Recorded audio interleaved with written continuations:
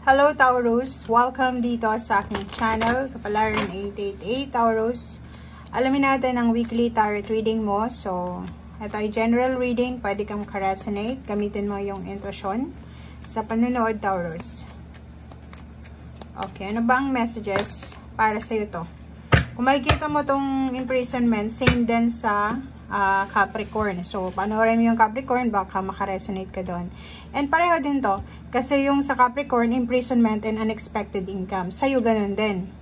29, manifestation, minamanifest mo na makaalis ka sa kahirapan. Minamanifest mo na makawala ka na sa paghihirap, emotional and financial. Minamanifest mo na makaalis ka sa toxicity. Minamanifest mo na magtapos na, mag-end na, magkaroon ng closure. Yung mga bagay-bagay na hindi mo na kailangan or hindi mo na nagugustuhan. And Great Fortune 26-8, sinasabi ng barahan na posibleng sa linggong ito ay may swerte, may good luck, may good fortune na palapit sa'yo or darating sa'yo para tulungan ka na makaalis dyan sa situation mo na yan na financial problems. So, comment down below kung ikaw ay swerte, kung nanalo ka this week or mananalo ka, paki-comment sa comment section yan.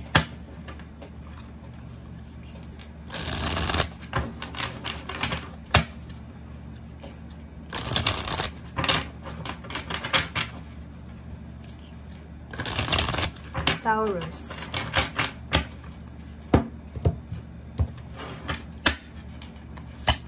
First card natin is Queen of Cups.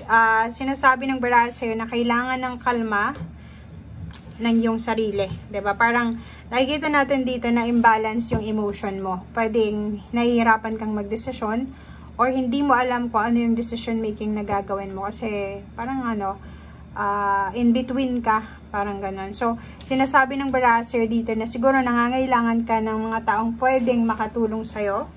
Or siguro nangangailangan ka ng mga taong pwedeng makapagbigay sa'yo ng point of view, advices, or pwedeng makapagbigay sa'yo ng mga kuro-kuro, opinion, kahit sabihin natin constructive ito, pero kailangan mo yan. So, siguro ang daming nangyari or ang daming pangyayari sa buhay mo na hindi mo na alam kung ano ba yung ginagawa mo, tama ba ito or mali. And dito sa barahang to, sinasabi na kailangan mo ng tao, pwedeng water sign, Pisces, Scorpion, Cancer, na magbibigay sa'yo ng tamang decision making and motivation. Okay? So, kung makikita mo dito, siguro kailangan mo ng mensahe. So, if ever man kailangan mo ng tulong emosyonal or pwedeng financial, pero ang nakikita natin dito emotional support and protection. Gusto mong may mag-advise sa'yo, gusto mong may magbigay sa'yo ng point of view nila kung tama ba itong ginagawa mo. Ang sabi ng brasser dito na maghanap tayo, mag-reach out tayo sa mga tao na pwedeng makatulong sa atin, lalo na sa usaping emotional. Okay? Judgment, tingnan mo, diba? So, sinasabi ng baraha mo dito na isang decision making or yung decision making mo ay kailangan mo siyang i-secure, guys. Okay? Especially sa relationship. Masyado kang nakafocus sa relationship mo na, sorry pero ang nakikita natin dito, Taurus, na yung relasyon mo ay mas matimbang kaysa sa parents mo. Yung relationship mo sa karelasyon, sa girlfriend, boyfriend, or sa asawa, or sa kung kanino man ito, pero lovers talaga siya, mas matimbang kaysa sa relationship mo sa pamilya mo. Kaya nagkakaroon ka ng problema sa ngayon. So, 5 of Cups, mag-iingat ka kasi hindi mo alam, especially kung hindi pa, kahit nga kasal na, di ba? May iba na niloloko or nanloloko, parang ganun. So, huwag kang masyadong pakampante dyan sa karelasyon mo kasi wag mong, yun yung sinasabi ng baraha dito, wag mong ipagpalit yung pamilya mo sa isang taong nandyan lang sa'yo ngayon pa lang, 'di ba? Kasi yung pamilya yan 'di ba? Pwede kang makahanap ng maraming karelasyon pero hindi ka makakahanap ng parents, especially ng mother or parents or father mo na susuporta sa'yo or ginapang ka talaga na lumaki ka. 'Di ba? Parang ganun. So, kailangan mong pag-isipang mabuti. Okay? Lalo na kung medyo na-realize mo na natitake for granted na yung magulang mo, pamilya mo dahil sa isang relationship. Okay? Same din, trabaho. If ever masyado kang nakafocus sa trabaho, wala ka ng panahon sa pamilya, kailangan mo din ng timbangin ang situation.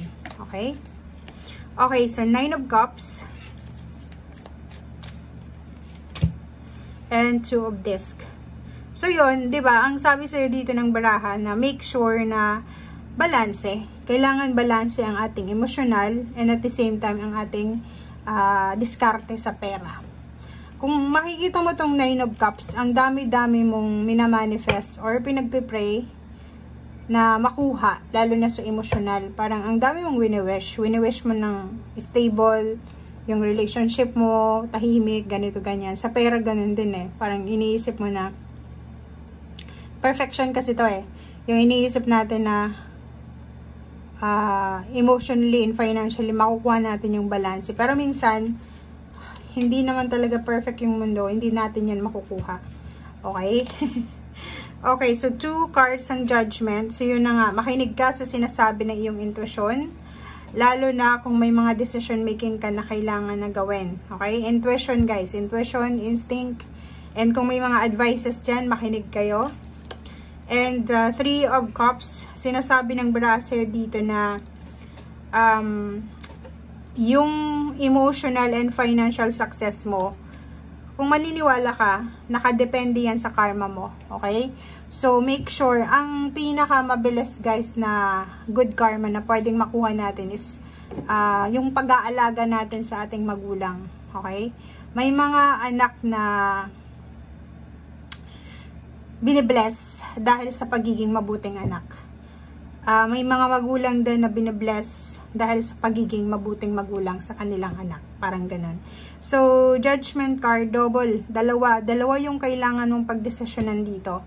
Dalawang decision making or pwedeng nahahati ang sarili mo sa dalawang bagay or dalawang tao or dalawang decision making. So, make sure na kailangan nating magdesisyon ng maayos. Hindi yung padalos-dalos or hindi yung dahil sa in love ka, dahil sa marami kang pera, dahil sa wala kang problema. Make sure na kailangan nating pag-isipan. Okay? Kasi yun na nga, yung wish fulfillment sa pera and emotional, depende yan sa karma natin. And at the same time, ang karma, sabi ko nga sa inyo, na kung masipag tayo, good karma yung darating sa atin. Kung tamad tayo, bad karma din. And kung mabuti tayong tao, good karma. Kung masama yung kalooban natin, bad karma yon. So, yun ang kailangan mong intindihin. And, yun ang kailangan mong malaman dito. Kasi nakikita natin na medyo imbalance yung iyong cycle. Yun yang mo, hindi balance talaga. Okay? So, thank you guys. Bye!